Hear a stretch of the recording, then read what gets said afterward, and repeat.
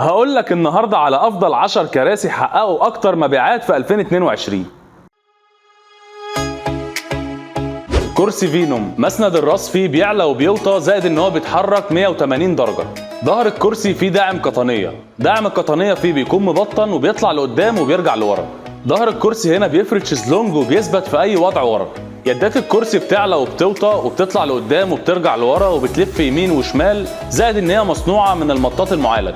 واللي بيميز الكرسي ده ان هو بيحقق لك وضعية الجلوس الصحيحة، وتقدر تشوف اللينك بتاع الفيديو في الكومنتات.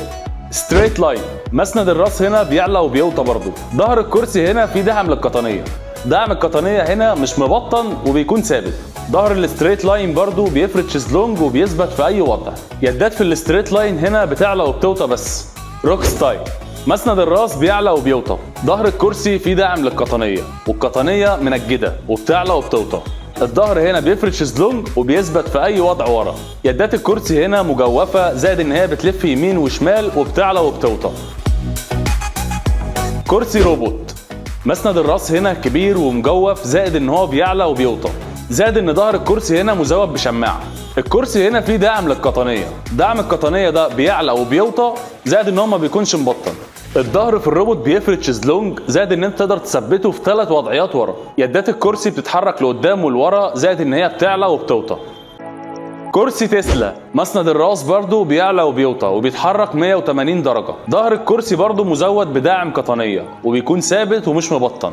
الظهر في التسلا بيكون هزاز فقط، ويداته ثابتة. كرسي ايجل، يعني كرسي المساحات الصغيرة، مسند الراس فيه بيعلى وبيوطى وبيتحرك 180 درجة. ظهر الكرسي فيه دعم للقطنية، دعم القطنية ده بيكون مبطن وبيتحرك لقدام ولورا. الظهر في كرسي ايجل بيكون هزاز، زائد ان اليدات بتاعته بتبقى ثابتة وممكن تلغيها خالص، وده طبعا عشان يوفر معاك مساحة. كرسي اكس، مسند الراس فيه بيعلى وبيوطى. ظهر الكرسي هنا مزود بشماعة. ظهر الكرسي اكس بيكون فيه داعم للقطنية، القطنية دي ما بتكونش مبطنة بس بتعلى وبتوطى. الظهر في كرسي اكس بيفرد شيزلونج وبيثبت في 3 وضعيات ورا. يدات الكرسي بتعلى وبتوطى وبتتحرك يمين وشمال وبتتحرك لقدام ولورا.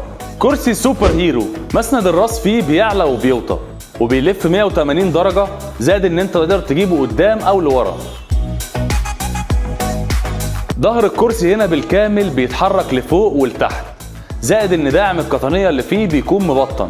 الظهر هنا بيفرد شيزلونج وبيثبت في اي وضع ورا. يدات الكرسي هنا بتعلى وبتوطى وبيكون فيها تجويف واخد شكل الايد. والميزة كمان هنا في الكرسي السوبر هيرو ان القعدة نفسها بتتحرك لقدام ولورا. كرسي السوبر، مسند الراس فيه برضه بيعلى وبيوطى وبيلف 180 درجة. ظهر الكرسي هنا بدون داعم قطنية، لكن الكرسي نفسه الظهر بيبقى فيه تجويف مريح جدا جدا للظهر. ظهر الكرسي هنا هزاز، لكن الظهر نفسه هو اللي بيتحرك مش الظهر والقعدة. يدات الكرسي هنا بتكون ثابتة، لكن تقدر تلغيها خالص عشان توفر معاك في المساحة. كرسي جوكر، مسند الراس فيه زي السوبر هيرو بالظبط، بيتحرك لفوق ولتحت ولقدام ولورا، زائد ان انت تقدر تلفه 180 درجة. دعم القطنية فيه مبطن، زائد ان هو بيتحرك لقدام ولورا.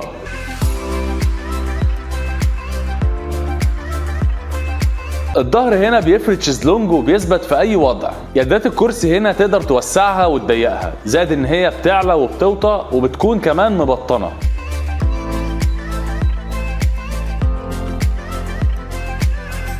وبكده بنكون عرضنا لكم افضل 10 كراسي حققوا مبيعات في 2022. وده طبعا مش معناه ان الكرسي رقم 10 هو اسوأ كرسي والكرسي رقم 1 هو افضل كرسي، لان الموضوع ده بيكون نسبي من شخص لشخص.